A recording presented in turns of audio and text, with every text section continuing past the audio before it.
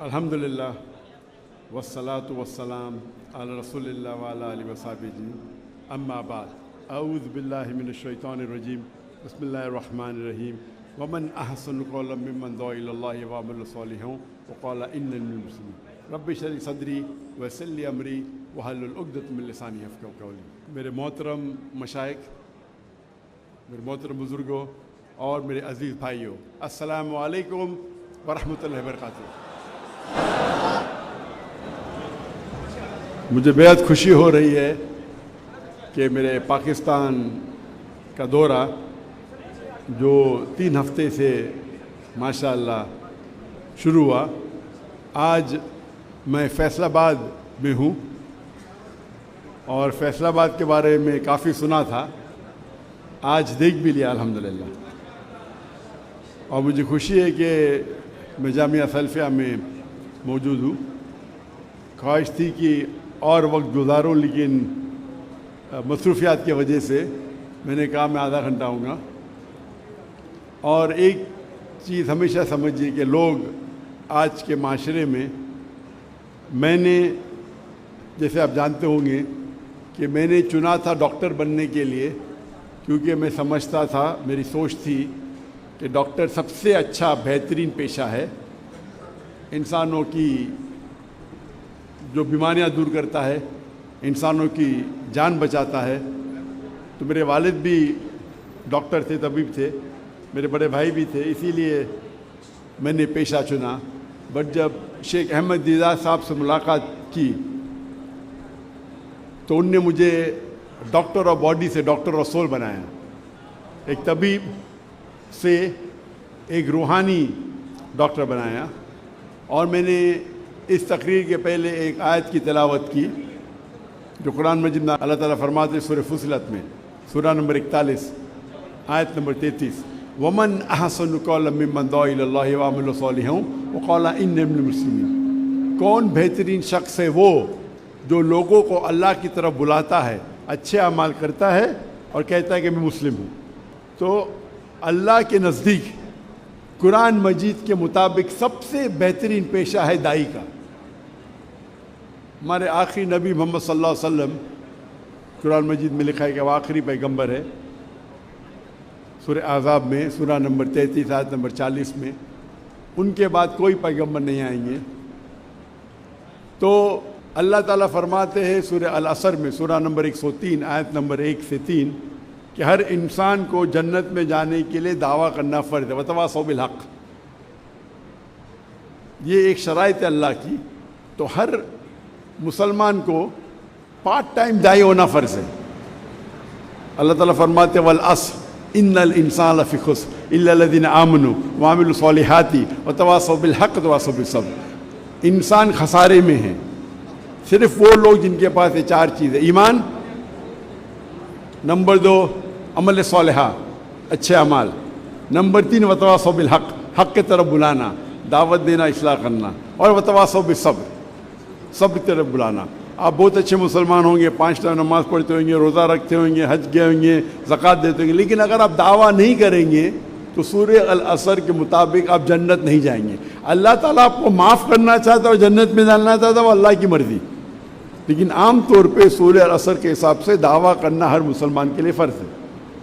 अल्लाह ताला फरमाते हैं सूरह इमरान में सूरह नंबर 3 आयत नंबर 104 में कि आप में से एक ऐसा ग्रोह पैदा होना चाहिए जो लोगों को अच्छाई की तरफ बुलाता है और बुराई से रोकता है। यहाँ अल्लाह ताला जिक्र कर रहे फुल टाइम दाई से, जैसे फुल टाइम डॉक्टर्स है, फुल टाइम इंजीनियर्स है, फुल टाइम लॉयर्स है।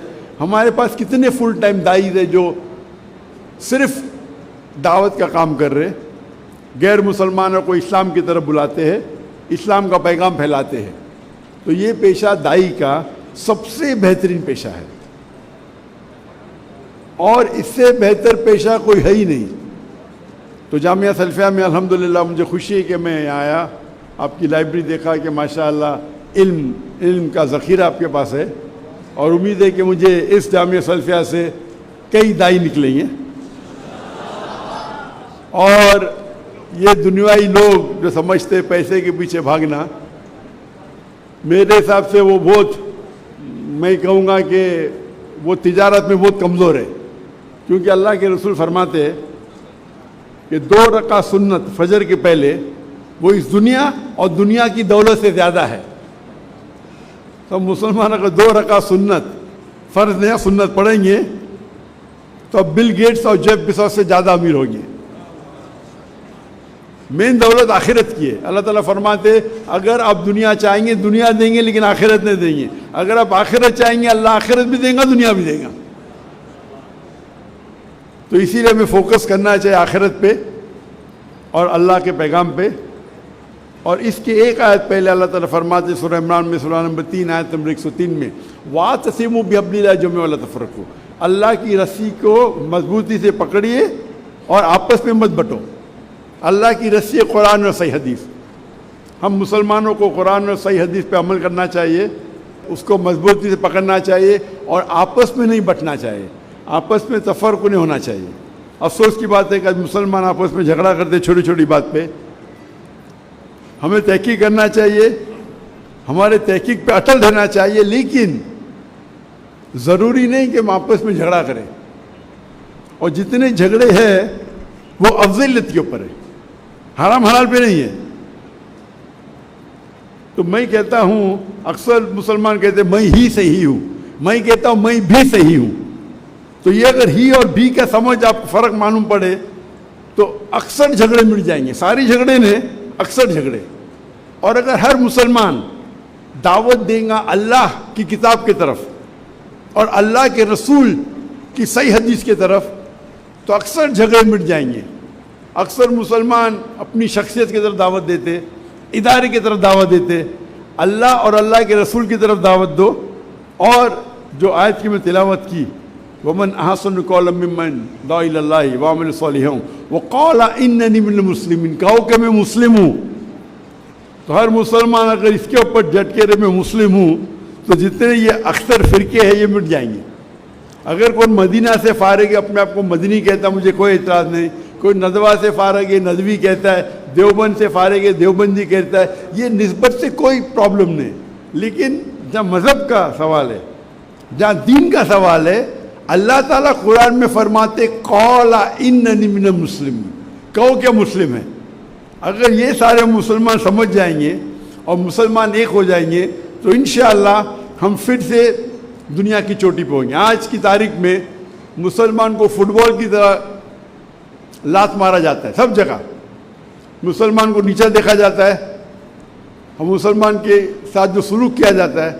اللہ کے رسول کی حدیث ہے کہ ایک وقت آئیں گا جو مسلمان پہ ٹوٹ پڑیں گے تو صحابہ پوچھتے کیا مسلمان اقلیت میں رہیں گے کم رہیں گے؟ تو اللہ کے رسول فرماتے نہیں, وہ تعداد میں وہ زیادہ رہیں گے لیکن جھاگ کی طرح, لائک فروتھ. آج جب مسلمان 2 بلین ہے, 25% سے زیادہ ہے.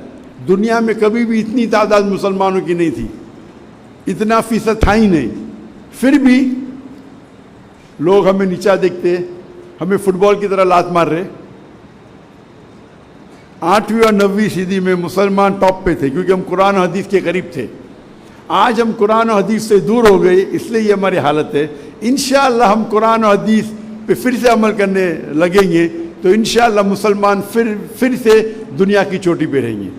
اس کے ساتھ میں میری چھوٹی سی تقریر کو ختم کرتا ہوں.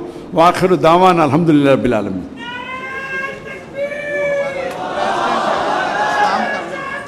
بزرگ ہیں, پریزیڈنٹ ہیں ہمارے بصرہ اسلام کا.